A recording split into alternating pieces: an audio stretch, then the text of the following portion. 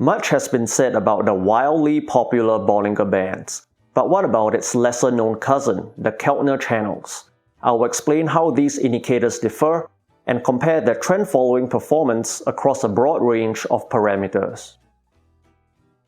Like the Bollinger Bands, the Keltner channel is a volatility-based envelope positioned around a middle moving average. By default, the middle line is a 20-period exponential moving average. The upper band is 2 ATR above the moving average, while the lower band is 2 ATR below it. Here are the main differences between the indicators. With the exponential moving average, it is plausible that Keltner channels provide faster and more reliable trend detection. Average true range also tends to be less volatile than standard deviation, creating bands which are smoother but contain more lag. With each indicator using a 20-bar look-back period and a volatility multiple of 2, let's overlay the indicators and do a graphical comparison. The indicators are noticeably different and it is difficult to establish a consistent relationship between them. In general, due to the increased volatility of the standard deviation, the Bollinger Bands encompass the Keltner channels when the market is trending, and vice versa when the market is flat. So which indicator should you pick? For a practical performance comparison, let's create similar trend-following strategies using each indicator and optimize each strategy over a broad range of parameters. The indicator that gives better peak and average performance will be the winner.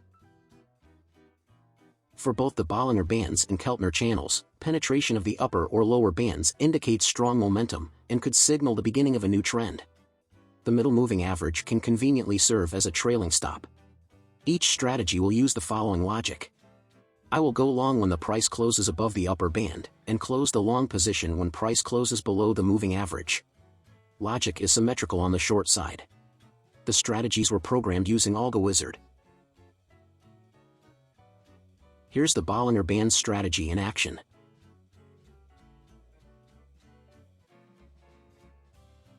Each indicator has two key parameters, the look-back period for the moving average, and the volatility multiple.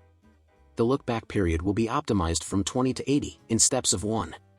This should cover most swing and longer-term trend trading applications. The volatility multiple will be optimized from 0.25 to 3 in steps of 0.25.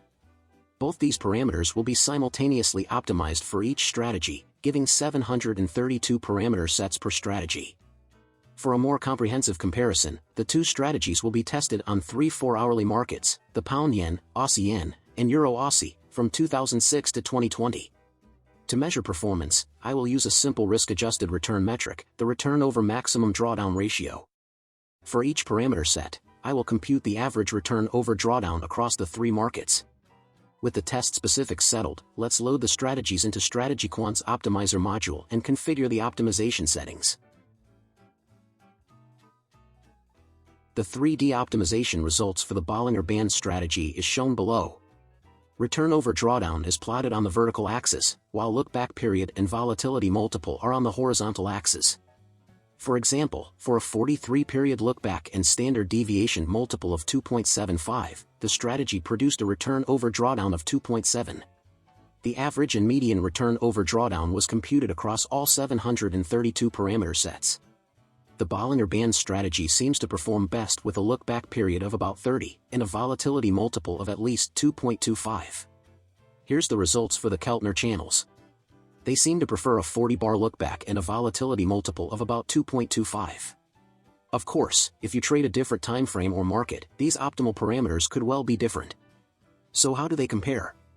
Across all 732 parameter sets, the Bollinger Bands produce better average and median return over drawdown values.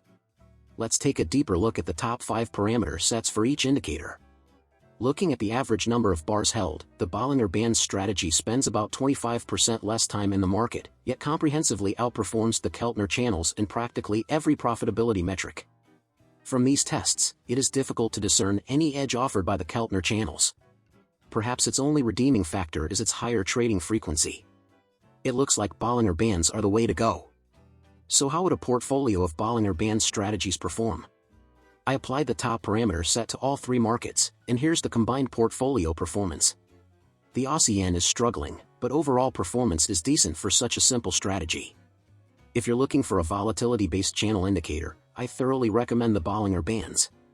Of course, your mileage will vary depending on your strategy and market, so be sure to do your due diligence.